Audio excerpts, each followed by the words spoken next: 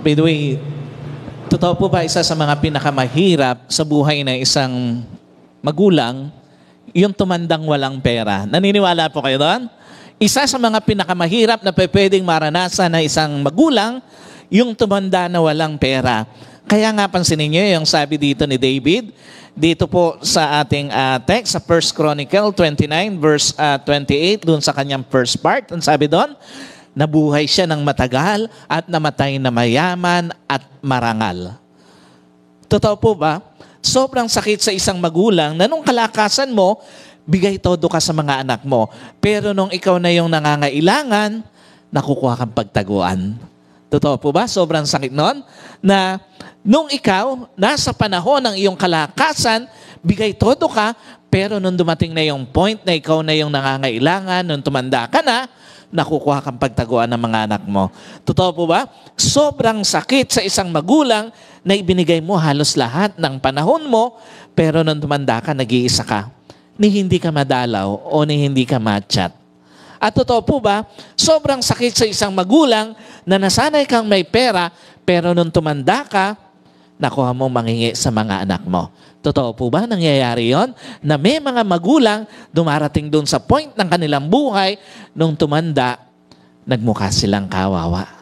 Ibinigay yung lahat ng panahon para sa kanilang mga anak, ibinigay yung lahat ng yaman para sa kanilang mga anak, pero nung tumanda, naranasan ang masakit na karanasan sa pagtanda. Ang tanong, bakit nangyayari yon? Alam niyo po, ang sagot, marami kasing magulang, hindi napaghandaan ang pagtanda. Bakit kailangan paghandaan ang pagtanda? Alam niyo po, unang-una, ang buhay, tuloy-tuloy na cycle siya eh. Sino po naniniwala, hindi iikot o hindi ihinto sa pag-ikot ang buhay? Naniniwala po kayo doon? At sino naniniwala, hindi hihinto ang ikot ng buhay kahit huminto ka pa? At sino naniniwala, magbabago at magbabago ang sitwasyon mo sa pagbabago ng panahon mo? What's the point? Una, walang permanenteng kasaganaan o kahirapan sa buhay. Sa maniwala ka at sa hindi, walang permanenteng kasaganaan at kahirapan sa buhay. Alam niyo po, yung mayamang-mayaman ngayon, pwedeng bukas makalawa, mahirap na eh. Totoo po ba nangyayari yon? Yung mahirap na mahirap ngayon, pwede rin namang bukas makalawa, mayaman na. Yung pangarap mo lang kainin noon, ngayon, hindi mo na pinapansin dahil sobra-sobra ka na. And that's the reality of life. Walang permanenteng kasaganaan at wala rin namang permanenteng kahirapan dito sa buhay na ito. Kaya nga ang tao dapat naghahanda, lalo na sa kanyang pagtanda, para hindi magmukhang kawawa pag hindi na kayang maghanap buhay, pag hindi na kayang kumita. Again, gaya nung aking nabanggit, iyon kasi yung realidad ng buhay. Hindi mo pwedeng hindi paghandaan ng buhay kasi nga walang permanenteng sitwasyon sa buhay ng tao. Walang permanenteng kasaganaan, walang permanenteng kahirapan. Ikalawa, walang permanenteng kasama sa buhay. Bakit kailangan nating paghandaan ng buhay, lalo na ang pagtanda? Kasi nga ito yung realidad. Sino po naniniwala? Yung kasama mo ngayon, hindi ka nakakasiguro na bukas makalawa, kasama mo pa. Totoo po ba yan? Sino naniniwala? Yung magulang na kasama mo ngayon, hindi ka nakakasiguro na hanggang pagtanda mo, kasama mo pa rin. At sino po naniniwala, yung asawa na kasama mo ngayon, hindi ka nakakasiguro na hanggang pagtanda nyo, magkasama kaya. At sino po naniniwala, yung anak na kasama mo ngayon, hindi ka nakakasiguro na hanggang pagtanda mo, kasama mo. Ano ibig sabihin nito? Huwag mong masyadong asahan na habang buhay, yung kasama mo ngayon, makakasama mo hanggang pagtanda mo. And that's the reality of life. Huwag mong masyadong asahan na hanggang pagtanda mo, yung magulang mo na kasama mo ngayon, nasa tabi mo. At huwag mong masyadong asahan na yung asawa mo, pagtanda mo, nasa tabi mo pa rin. At yung mga anak mo, huwag mong asahan na hanggang pagtanda mo, kasama mo pa rin. At ang pinaka-importante sa lahat, huwag mong iasa ang pagtanda mo sa iba. Kahit kapamilya mo pa, huwag mong iasa ang pagtanda mo, lalo na sa mga anak mo, dahil magkakapamilya yan. Maniwala ka, pag nagkapamilya ang mga anak natin, magbabago prioridad sa buhay ng mga anak. Magbabago ang takbo ng kanilang buhay kasi nga meron na silang dapat na i-prioriting mga pamilya. Isang araw, unti-unti yung kasama mo ngayon, hindi mo na makakasama. Life evolves, umiikot ang buhay, people change, nagbabago ang tao. Yung anak na lagi kang hinahanap ng bata pa, pwedeng hindi ka nahanapin pagtanda mo, lalo na pag nagiging pabigat ka na. Yung anak na laging nangangako na hindi ka pababayaan, maaaring hindi tumupad sa kanyang pangako sa pagtanda mo. At yung anak na binuhusan mo ng buhay ng kalinga mo, pwedeng hindi ka kalingain pagtanda mo. Kaya dapat pinaghahandaan ang pagtanda at hindi inaasa sa iba kahit pa sa kapamilya. Another thing, bakit kailangan paghandaan ng pagtanda?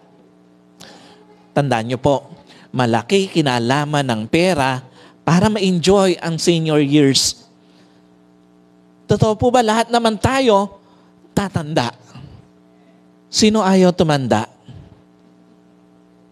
Alam niyo po, totoo ba madalas naririnig natin, money cannot buy happiness. Totoo po ba yun? Sino narinig na to? But sino naniniwala, hindi ka pwedeng sumaya na puro ka utang, lalo na pagtanda mo. Totoo po ba yun? Hindi ka pwedeng sumaya na puro panghihingi ka, lalo na pagtanda mo. At hindi ka pwedeng sumaya ng hanggang sa huling sandali ng buhay mo, matandang-matanda ka na, naghahanap buhay ka pa. Iyon yung reality ng buhay. Bakit kailangan mong paghandaan ang iyong pagtanda? Gaya po nung aking nabanggit, itong mensaheng ito ng Panginoon, hindi lang to doon sa mga magulang na, kung hindi maging doon sa mga napakapalad nung makakarinig nito na magiging magulang pa lang at tatanda pa lang. Ano pinapakita rito ng Panginoon? Una, pag tumanda ka ng puro panghihingi, tandaan mo, iiwasan ka kahit ng mga kamag-anak mo. Totoo po ba? Nangyayari yon? Sobrang sakit. Tandaan niyo po, pag iniiwasan ka ng mga tao sa paligid mo, lalo na mga kamag-anak mo. Totoo ba? Napakasakit na magmukhang kawawa, lalo na sa mga kamag-anak. Kasi nga ito ang totoo, wala naman talagang sumaya sa paghihingi ng pambili ng gamot. Totoo po ba yun? Hindi ka sasaya. Sinasabi ko sa iyo, pag tumanda ka na nanghihingi ka ng pambili ng gamot, hindi ka sasaya. Hindi ka sasaya pag tumanda ka na nanghihingi ka ng pambili ng pagkain mo. Napakasakit na karanasan sa isang tao na ibinigay mo ang lahat-lahat nung ikaw ay nasa kabataan, nang kaya mo pa, pero nung tumanda ka, nanghihingi ka ng pambili ng gamot at pagkain. Sobrang sakit na karanasan ng tao na iniiwasan ng mga kamag-anak dahil sa panghihingi. Alam niyo po, again, walang sumaya sa panghihingi ng pampagamot, pampaospital. At wala talagang sasaya sa isang tao na nanghihingi. Kaya nga, sa huli, tandaan niyo po, mauuwi ka sa hinanakit. Pero pag tiningnan mo mabuti, napakalaki pala ng kinalaman mo, bakit yun yung naging sitwasyon mo. Napakalaki pala ng pwedeng maging kabayaran ng hindi natin paghahanda sa ating pagtanda. Kaya nga, tandaan niyo po, kung gusto mo hanggang sa pagtanda mo, pinag-aagawan ka ng mga kamag-anak mo, pinag-aagawan ka ng mga anak mo, paghandaan mo pagtanda mo.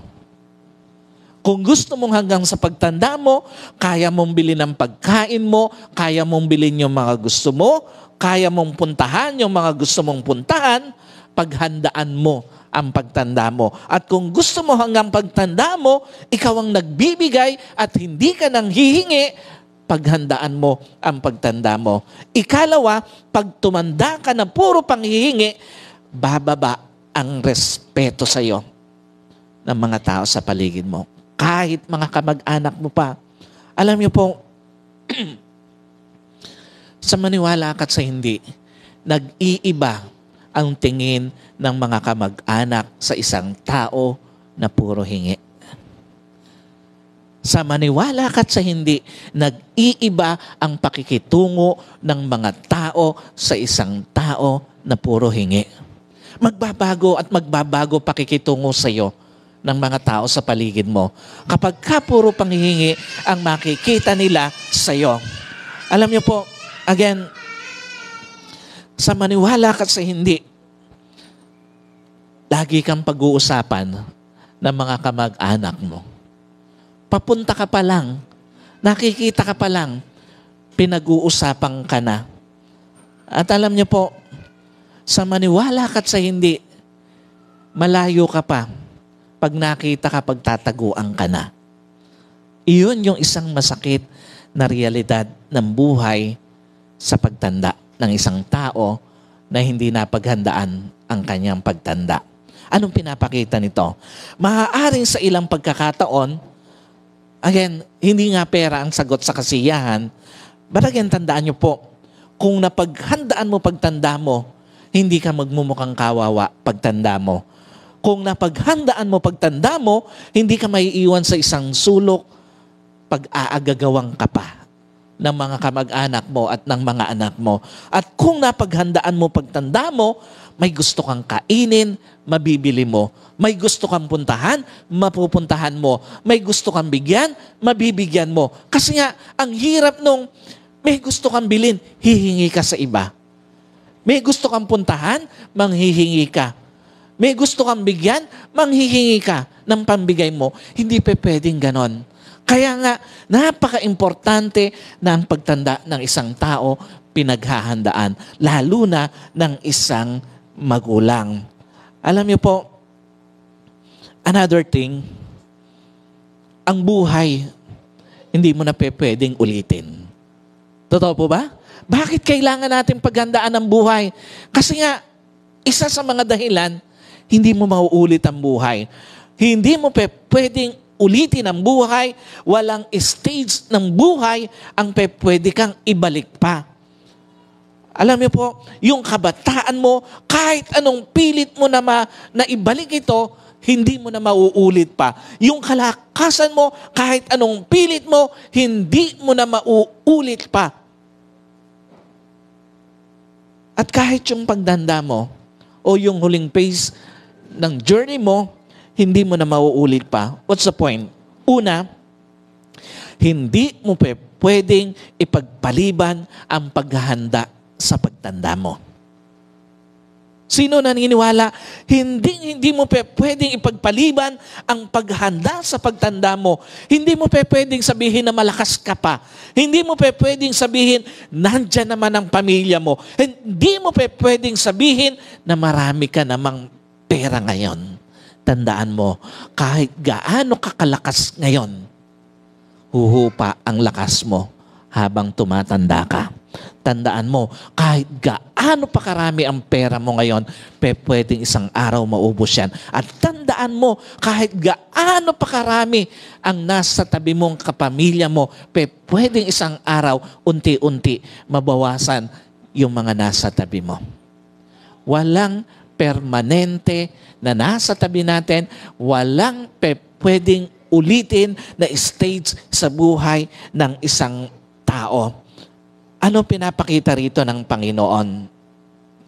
Alam niyo po, again, isang araw, sa ayaw at sa gusto mo, huhupa lahat yung bagay na nasa sayo. Yung lakas mo, yung dami ng pamilya na nasa sa tabi mo, yung pera na meron ka, Lahat yun, pwedeng mawala. At pag hindi mo natutunang tanggapin yung reality na ito ng buhay, hindi lang regrets ang pupuno sa'yo. Mapupuno ka rin ng paninisi sa iba at mapupuno ka rin ng awa sa sarili mo. Ikalawa, ano mang pinabayaan mo, mawawala sa'yo. Sino po naniniwala, hindi mo maikukulong sa kamay mo ang panahon? Totoo po ba yun? And at the same time, sino naniniwala, hindi mo maikukulong sa kamay mo ang anumang pagkakataon sa buhay na ito? What's the point? Pag napabayaan mo ang panahon na meron ka ngayon para paghandaan ang pagtanda mo, lilipasan ka ng panahon. Pag napabayaan mo ang pagkakataon na meron ka ngayon para paghandaan ng pagtanda mo, lilipasan ka ng pagkakataon. Tandaan nyo po, hindi ka hihintayin ng pagkakataon at lalong hindi ka hihintayin ng panahon. Sobrang mahal ang sisingilin sa'yo sa pagtanda ng pinabayaan mong paghanda o pagkakataon para mapaghandaan ang pagtanda mo. Sobrang mahal ang sisingilin sa'yo sa pagtanda mo ng pinabayaan mong panahon na mapaghandaan ang pagtanda mo. Dahil pwede nga maging kabayaran ng pagpapabaya mo kahit ayaw mo, mapipilitan kang maghanap buhay pa kahit matanda ka na. Pwedeng ang maging kabayaran ng pagpapabaya mo, manghingi ka sa iba kahit ayaw mo. At pwede nga maging kabayaran ng pagpapabaya mo, hindi mo ma-enjoy ang mga senior years ng buhay mo. Sino po naniniwala, dapat ang matanda na i-enjoy na lang ang buhay? Totoo po ba yun? Dapat, kung ikaw ay nandoon na sa senior years ng buhay mo, hindi nauubos o hindi maubos ang buhay mo na puro na lang hanap buhay ang ginawa mo. Alam niyo po, again, ang mahal ng pwedeng singilin sa iyo pag pinabayaan mo ang paghahanda sa pagtanda mo. Now, ang tanong, ano ba yung mga karaniwang regrets ng maraming mga matatanda? Alam niyo po, sa mga kabataan natin, sa mga young pro natin, napakaganda na maunawaan nyo to upang pagdating ng panahon na nandoon na kayo, hindi nyo maging regrets, yung regrets ng maraming mga nauna sa inyo sa buhay. Unang-unang regrets, sobra-sobrang nagbigay at di nagtira sa sarili. Totoo po ba? Isa sa mga nangungunang regrets at the same time, mistakes ng maraming mga matatanda, maraming mga magulang, yung nagbigay ng sobra-sobra at hindi nagtira sa sarili. Anong pinapakita nito? Una, pag hindi mo natutunang magtabi para sa sarili mo, isang araw, may iiwang ka sa isang tabi. Totoo po ba? Nangyayari yon? May mga tao, may mga magulang na nasa isang tabi na lang ngayon. Alam niyo po, sobrang sakit sa isang magulang na hindi ka madalaw ng mga anak mo. Totoo po ba nangyayari yon? Bilang magulang, alam niyo po, sobrang sakit na yung mga anak mo, nagtatrabaho, ni hindi ka masilip. Sobrang sakit sa isang magulang na yung mga anak mo, nagkapamilya lang, hindi ka na madalaw, hindi ka na mapuntahan. Pero alam niyo po, yung mas masakit bilang magulang, ito yung mas masakit bilang magulang. Yung hindi ka na madalaw ng anak mo, wala ka pang pera. Totoo po ba yun? Yung hindi ka na maalala ng mga anak mo, wala ka pang pera. At yung hindi ka na mapuntahan ng mga anak mo, wala ka pang pera. Ikalawa, huwag mo nang asahan na lahat ng binigay mo, ibabalik ng mga pinagbigyan mo. Tandaan niyo po, madalas kaya tayo nasasaktan, hindi natin maiwasang mag-expect. Totoo po ba yun? Na yung binigay natin, babalik sa atin. Totoo po ba? Madalas kaya nasasaktan tayo, Hindi natin maiwasang mag-expect na yung mga sinuportahan mo, susuportahan ka. At totoo po ba, madalas kaya tayo nasasaktan, hindi natin maiwasang mag-expect na yung mga binigyan mo, bibigyan ka din. What does it mean? Kahit masakit, tanggapin mo na. Hindi lahat ng tinulungan mo, tutulungan ka pagtanda mo. Kahit masakit, tanggapin mo na. Hindi lahat ng sinuportahan mo, susuportahan ka pagtanda mo. At tanggapin mo na, kahit masakit tanggapin, hindi lahat ng binigyan mo, bibigyan ka pagtanda mo. Hindi lahat ng tinulungan mo, tutulungan ka pagtanda mo. Alam niyo po, again, ganun pa man, it doesn't mean hindi ka natutulong. Tumulong ka pa rin, pero magtira ka sa sarili mo. It doesn't mean na hindi ka nasusuporta, sumuporta ka pa rin, pero magtira ka sa sarili mo. And it doesn't mean na hindi ka na magbigay ka pa rin, pero magtira ka para sa sarili mo. Another thing na regrets at minsan mistakes na rin ng maraming mga tumandang tao. Patuloy na nabubuhay sa glorious days ng nakaraan. Totoo po ba, maraming mga magulang lalo na nagkakaedad na, hirap bumitaw doon sa mga masasayang araw ng nakaraan. Totoo po ba yun? At totoo po ba, maraming mga magulang, lalo na yung mga nagkakaedad na hirap bumitaw doon sa mga masasaganang araw ng kanyang buhay. At maging doon sa mga matatagumpay na araw ng nakaraan ng kanyang journey. Ang resulta, kung hindi tayo nasasaktan, napupuno tayo ng regrets. Totoo po ba yan? Sa mga magulang, ang resulta, kung hindi tayo nasasaktan, napupuno tayo ng panghihinayang. At ang resulta, kung hindi tayo nasasaktan, sinusubukan nating ibalik ang nakaraan. Sino po aminado? Madalas hindi mo maiwasang ibalik. Piliting ibalik yung nakaraan. Totoo ba yun? Sa mga magulang, yung lagi mong binabanggit, yung mga panahon na punong-puno ka ng kalakasan, panahon na malakas ang kita mo, panahon na puno ng tagumpay ang journey mo. Ano pinapakita rito ng Panginoon? Una, huwag mo nang piliting ibalik yung hindi na talaga maibabalik. Totoo po ba? Sa ayaw at sa gusto mo, may mga masasayang araw sa buhay mo, hindi mo na talaga maibabalik. Niniwala po kayo doon? At totoo po ba, sa ayaw at sa gusto mo, may matatagumpay na araw sa nakaraan na hindi mo na maibabalik. And at the same time, totoo po ba, may mga masasaganang araw sa nakaraan ng journey mo na hindi mo na talaga maibabalik.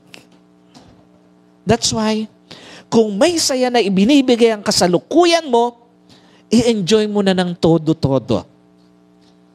Sa lahat po ng nakakarinig ng mensaheng ito, sa mga may edad, sa mga young pro, sa mga kabataan, kung may ibinibigay na pagkakataon ang buhay para i-enjoy mo na ng todo-todo. Kung may tagumpay na ibinibigay ang kasalukuyan mo, i-enjoy mo na ng todo-todo. At kung may kasaganaang ibinibigay ang kasalukuyan mo, i-enjoy mo na ng todo-todo. Dahil hindi mo na siya maibabalik pa kahit gustuhin mo pag umalis na. Ikalawa, huwag mo na subuking hanapin ang ayaw ng magpakita. Tanggapin mo na ang katotohanan, may mga kasama ka na dati na hindi mo na makakasama sa present at future mo. Maniwala ka, hindi lahat ng kasama mo ngayon sa mga susunod na araw, makakasama mo pa. Tanggapin mo na yung katotohanan, may mga kapamilya ka na hindi mo na talaga makakasama sa present at future ng buhay mo. At tanggapin mo na yung katotohanan, may mga mahal ka na kahit gusto mo pang makasama, hindi mo na talaga makakasama sa present at future ng buhay mo. What's the point? Tandaan niyo po, pag marunong tayong tumanggap ng katotohanan, nababawasan yung sakit at regrets sa buhay. Pag marunong tayong umalis doon sa nakaraan, nababawasan yung regrets at sakit sa buhay. At pag marunong tayong magpalaya ng tao, nababawasan ng sakit at regrets sa buhay. Dahil sa buhay, tandaan niyo po, hindi lahat kinikip. Sa buhay, hindi lahat hinihintay. At sa buhay, hindi lahat dapat pinanghihinayangan. Minsan, ang kailangan mo lang magpalaya. Minsan, ang kailangan mo lang mag-move on. At minsan, ang kailangan mo lang magsimula uli kahit pa sa last stage ng journey mo. Again, may mga tao, hindi nagugusto yung makasama ka hanggang sa iyong pagtanda. May mga tao na kahit gustuhin mo pa, hindi na talaga pwede na makasama mo. Either umuwi sa Panginoon or mas pinili na lang na hindi ka makasama hanggang sa pagtanda. At kapag ka natututo tayong tumanggap ng reality ng buhay, alam niyo po, gaya nung aking nabanggit, nababawasan yung sakit sa kalooban, nababawasan yung regrets, nababawasan yung pain ng mga pangyayari sa buhay natin. Now, another thing na regrets at karaniwang mistakes ng mga tumandang tao, maraming lessons sa buhay, late na ng matutunan. Totoo po ba yan? Maraming mga lessons sa buhay, minsan late na natin natututunan eh. Alam niyo po, totoo ba maraming magulang, late na nung ma-realize na ang hirap pala ng walang pera pag tumanda ka. Sino po rito aminado? Ang hirap pala ng walang pera. Sino rito naranasan ng walang pera? Totoo po ba? Di ba? Hindi madali yon? Lalo na pagtanda mo. At sino po aminado? Late na nung ma-realize mo na kahit pala kapamilya mo, pwede kang makalimutan pagtanda mo. Totoo po ba? At sino po aminado? Minsan, late na nating ma-realize na kahit pala yung mga tinulungan mo, pagtanda mo, pwedeng hindi ka na tulungan. Alam niyo po, minsan, ang pinakamatindi rito, minsan late na natin nare-realize na pwede pala tayong mag-isa pagtanda natin. What does it mean? Una, wag mong susubukang tumanda ng walang pera. Sa mga kapwa ko po magulang at sa mga magiging magulang, sinisiguro ko sa iyo, sobrang sakit yung point na hindi ka man lang maalalang abutan ng mga anak mo. Sinisiguro ko sa iyo, sobrang sakit yon, yung hindi ka man lang maalalang abutan ng mga anak mo na pinag-aral mo, kinalinga mo, pinagbuhusan mo ng panahon mo. Sinisiguro ko sa iyo, sobrang sakit yung point na maalala ka't hindi ng mga anak mo. At sinisiguro ko sa iyo, sobrang sakit yung point na parang pulubi ka na nanlilimos sa mga anak mo. Gugustuhin mo pa at baka sabihin mo pa na sana hindi na ako tumanda. Sa isang magulang na nagmumukhang kawawa sa kanilang mga anak, mas hihilingin pa na hindi na sana siya tumanda. Sobrang sakit na dumating sa point na para kang pulubi na nanghihingi. Hindi lang ng pera, kung hindi ng panahon, pagmamahal sa iyong mga anak. Kaya nga, again, wag mong susubukang tumanda nang wala kang pera. Kung ayaw mong magmukhang kawawa at maiwan sa isang tabi pagdating ng panahon. Ikalawa, wag mo nang subukan na sa sarili mo pang karanasan matutunan kung gaano kahirap tumanda ng walang pera. Sino po naniniwala? Pwede ka namang matuto sa karanasan ng iba. Totoo po ba yun? At sino naniniwala? Pwede ka namang hindi masaktan sa pagdadamot ng mga kamag-anak mo. Kung matututo ka na doon sa mga nasaktan, sa kanilang karanasan, sa kanilang kamag-anak, pwede mo nang hindi maranasan yon. At sino naniniwala, pwede ka namang hindi masaktan sa hindi pagtulong ng isang anak kung ngayon pa lang matututunan mo ng paghandaan ang iyong pagtanda. Alam niyo po, ano pinapakita rito ng Panginoon? Expect less sa pagtanda mo mula sa ibang tao, but prepare more para sa sarili mo, para sa pagtanda mo.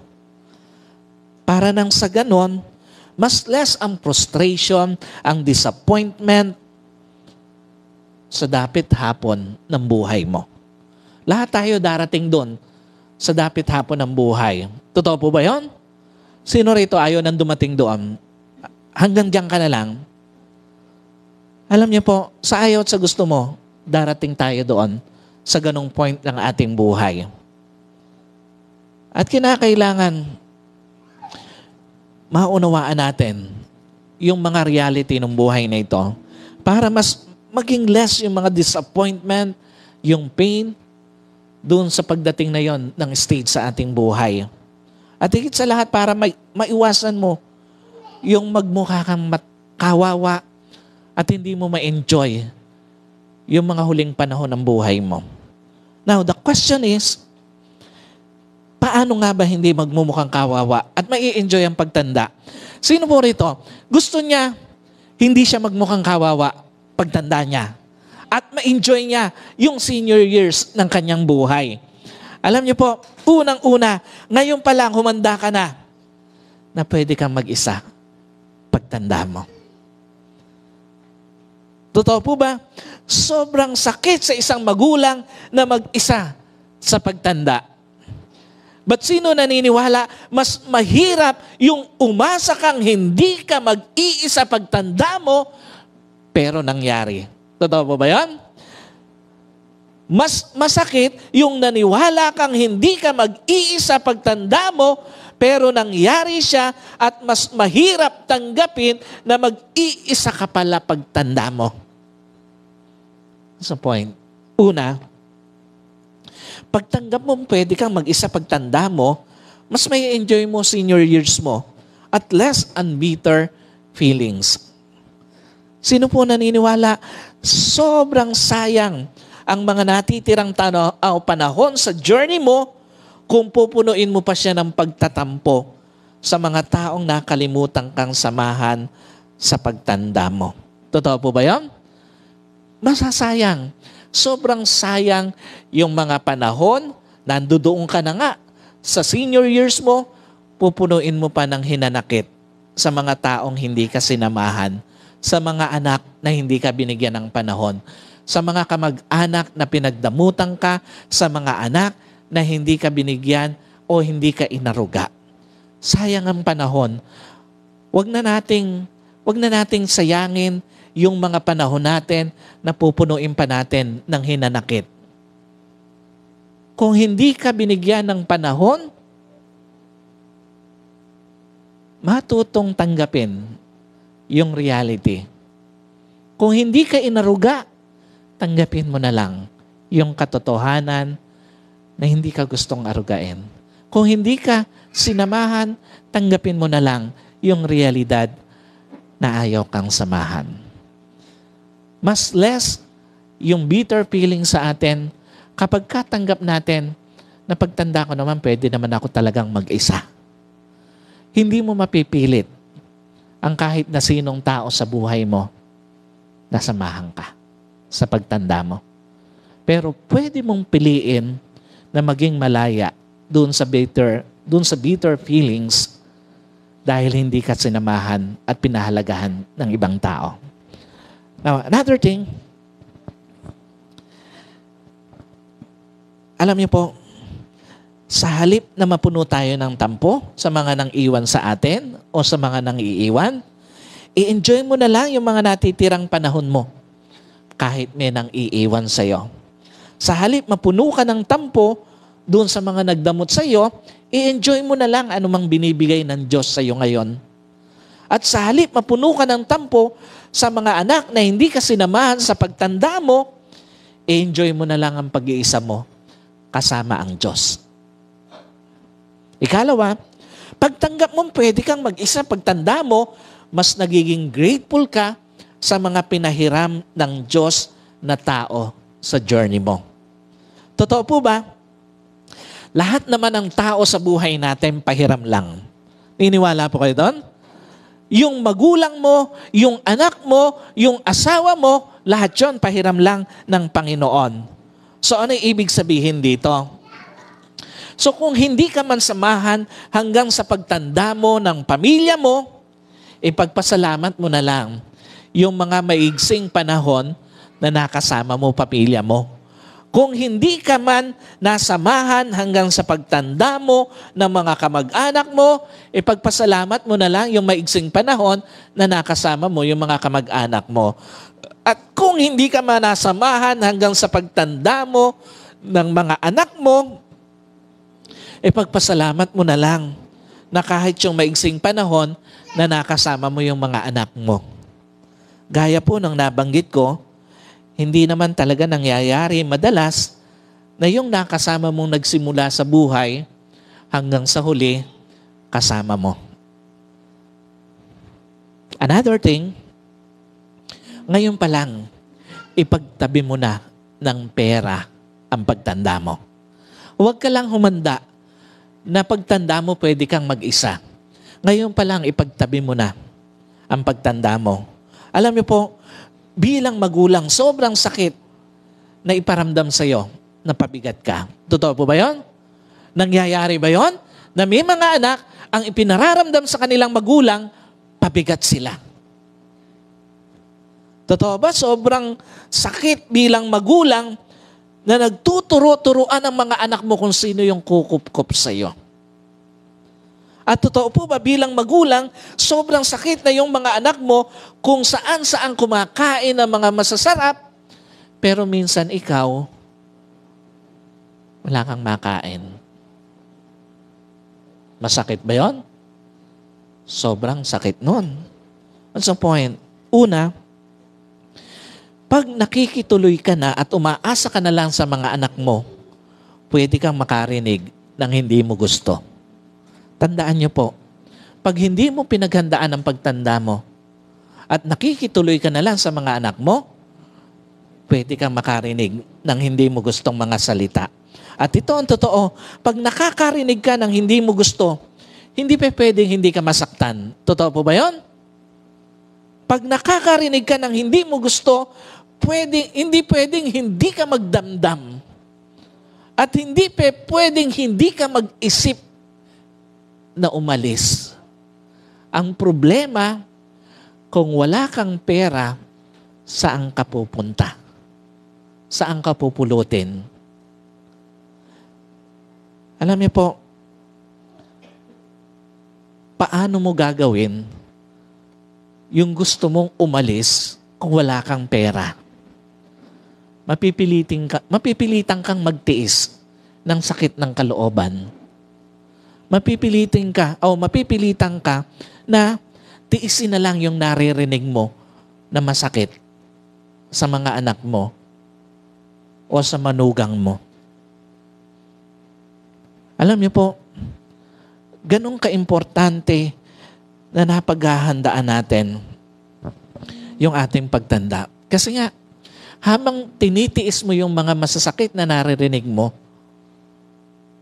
nauubos yung panahon mo na hindi mo na-enjoy yung pagtanda mo. At malungkot yun na kukunti na nga lang ang panahon mo, hindi mo pa ma-enjoy yung pagtanda mo.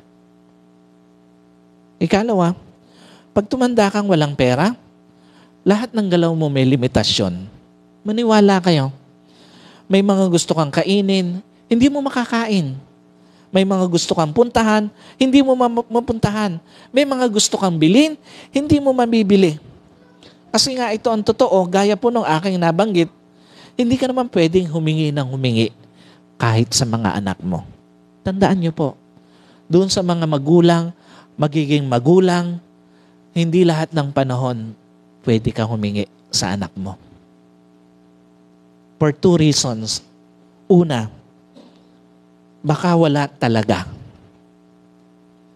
Ikalawa, baka talagang ayaw nila. Dalawang dahilan lang. Bakit hindi ka pwedeng humingi ng humingi sa mga anak mo? Baka talagang walang maibibigay ang anak mo. At yung ikalawa, baka talagang ayaw magbigay.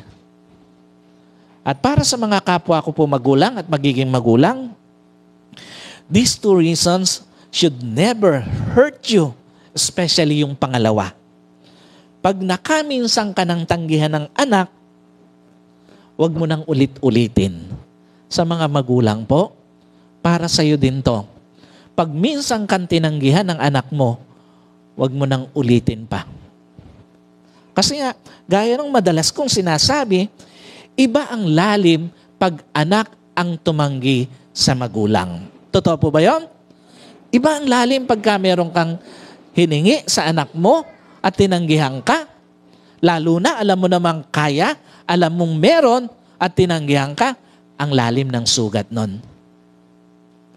Alam na alam mo kasi kung ano naman talaga ang kondisyon ng anak mo eh. Totoo po ba yun? Bilang magulang, alam na alam mo kung wala talaga eh. At alam na alam mo rin kung ayaw lang talagang magbigay.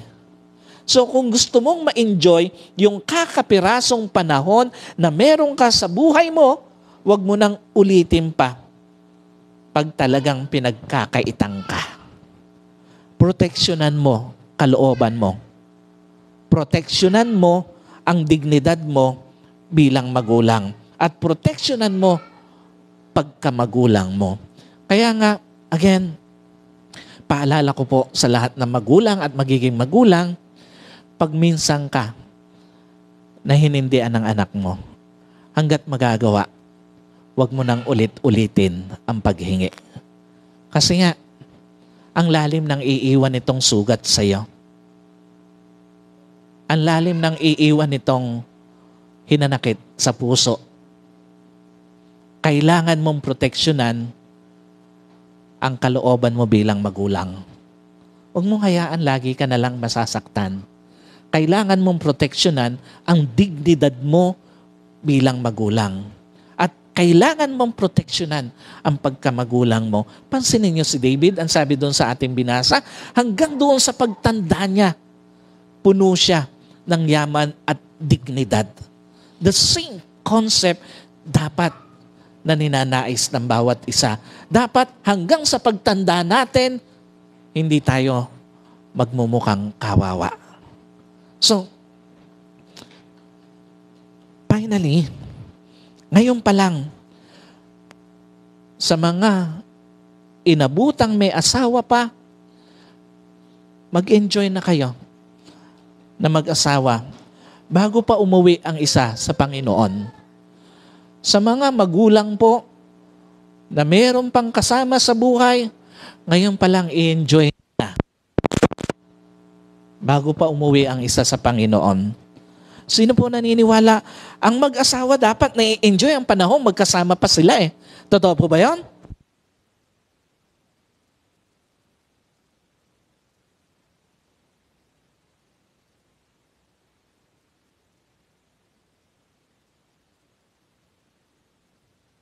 Kumain ng masasarap. At huwag nyo nang intayin na may isang nakaratay na sa sakit, saka nyo pagugustuhin i-enjoy ang buhay.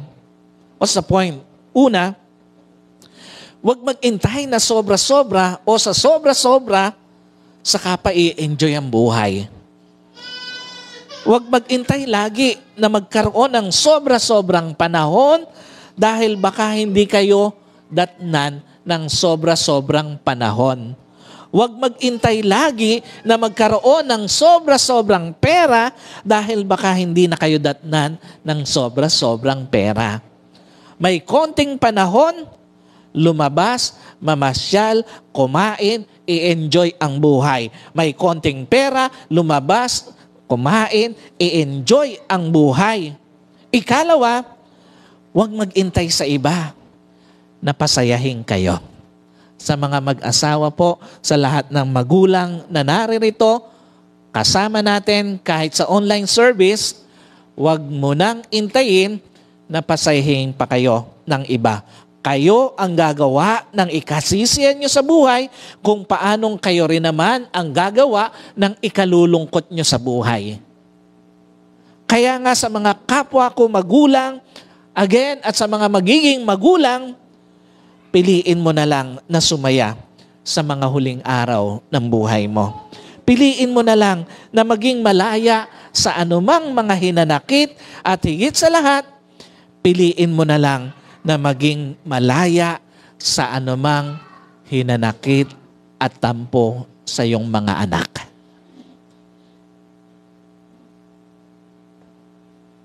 At para po sa lahat ng mga anak, napakapalad mo kung inabutan mo ang pagtanda ng magulang mo. Dahil hindi lahat biniyayaan ng pagkakataon na maabutan ang pagtanda ng kanilang magulang. Kaya nga, sana, sa pagtanda ng iyong magulang, huwag mong pagkaitan ng panahon ang iyong magulang. Sa mga anak po na naririto ngayon at nakakarinig ng mensaheng ito, sobrang palad mo kung nasa tabi mo pa magulang mo. Gaya po nung aking nabanggit, hindi lahat na pagkalooban ng pagkakataon na makasama magulang hanggang sa kanilang pagtanda. Pero ikaw, nakasama mo pa ngayon ang magulang mo, katabi mo pa ang magulang mo, wag na wag mong pagkakaitan ng panahon ng magulang mo. Wag na wag mong pagkakaitan ng pagtulong ang magulang mo. At huwag na huwag mong pagkakaitan ng pagkalinga ang magulang mo. Gaya po nung madalas na sinasabi ko, hindi lahat ng panahon nasa tabi mo ang magulang mo. At isang araw, magiging magulang ka rin. At lahat ng mabuting ginawa mo sa magulang mo, hindi makakalimutan ng Diyos. Let us pray. Panginoon, sa umagang ito, nagpapasalamat po kami. Lord, salamat po sa unang bahagi ng mensahe na binigay mo sa amin para mas maunawaan namin paano ba namin dapat bigyang pagpapahalaga ang mga tumatanda na magulang namin.